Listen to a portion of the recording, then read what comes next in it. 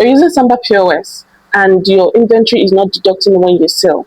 Now, the major issue why your inventory is not deducting when you sell is because you have not tied that product to recipe. In the previous video, I did a video on how to create inventory item. And in this video, I'm going to be talking about how to create a recipe. Now, what's the difference between inventory item and recipe? Inventory item is more like the raw material. Then the recipe is telling the software that, okay, this raw material is tied to this product you have created, so now deduct at the point of sales. With that being said, let's get straight into the video on how to create a recipe. So you click on your recipe, add recipe, then you click on the recipe name. I created Coke. Now the product, when creating inventory, the product must be existing on the system before you can track it on the inventory. So if you cannot find the product under this product list, you have to go back and create the product. If you have issues creating products, I have a place where I did a video on how to create a product. You go there and watch that. So I'm going to tie this to Coke. Normal, because when creating, I use normal and that's where it is. Fixed cost price, I don't want to put a fixed cost price because my cost price fluctuates all the time. So I leave it as empty. Then I click on add inventory item. So now I'm telling the software that this particular Coke I created as an inventory item, this particular Coke I'm creating as a recipe, tie it to this inventory item. So I'm going to put Coke here.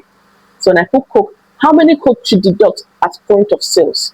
Now, when clients come in or when customers come in, when they want to buy a Coke, is it one bottle I give them? Is it two bottles I give them? There's some places you go to and you want to buy a protein, for example, and they give their protein in twos. So if you're giving out your product in twos, you put in 2 here. If you're giving out your product in 3, you put in 3 here. But in my case, for every time a customer comes in to buy Coke, it's 1. So if you're buying 1 Coke, 1. If you're buying 2 Cokes, 2. So in this case, I'm going to say 1 for every sales. So I bottle and I save. And with that, I have successfully created an inventory item. If I click on my warehouse, I'm going to see inventory item. Now, see what happened. When I did the first one, the consumptions were empty. The predictions were empty because I had not tied the products. But if you can look here now, I have 3 consumption and 3 minus 3 prediction. Now, what that means is that at this point of sales, I have consumed 3 because I have consumed 3 and I had 0 quantity, and which is why I'm having a minus 3. In a proper setting, you're not supposed to have a negative inventory.